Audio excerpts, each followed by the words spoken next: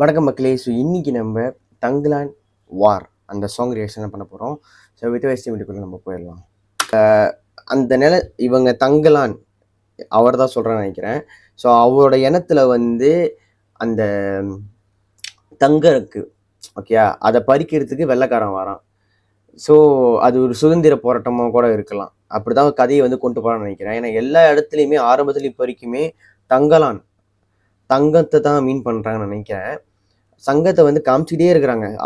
ஆகாயம் தங்கமா இருக்கட்டும், ஒரு கல்லு தங்கமா இருக்கட்டும், ஒரு ஸ்காய தங்கமா இருக்கட்டும், தங்கத்தை காமிச்சிக்கிட்டே இருக்கிறாங்க. ஒரு கட்டத்துல வந்து பாத்தீங்கன்னா நம்ம சேன் விக்ரம் மட்டும் தான் தங்கத்துல மின்ற மாதிரி காமிச்சிருக்கானுங்க. ரொம்பவே நல்லா இருக்கு. இது வந்து ஒரு எப்படி சொல்றதுன்னா, தங்கத்துக்கான ஒரு போரா இருக்கும்னு நினைக்கிறேன். உரிமைக்கான ஒரு போரா இருக்கும்னு நினைக்கிறேன். நல்லாவே ஒரு நல்லாவே இருக்குங்க உண்மையை சொல்லணும்னா.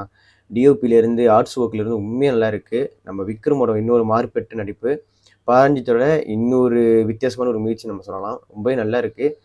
ஆகஸ்ட் 15 மலேசியாவில் வந்து வேர்ல்டு வைட் ரிலீஸ் வந்து பண்ண போகிறாங்க. நம்ம டிஎம்ஐ தான் வந்து டிஸ்ட்ரிபியூட் பண்ணுறாங்க. கண்டிப்பாக இந்த படத்தை நான் பார்த்து என் சேனல் ரிவ்யூ போடுறேன். நல்லா இருக்குங்க, ரொம்ப நல்லா இருக்குது. And sorry if my face look bit dull. இன்னொரு வீடியோ பார்க்கலாம்.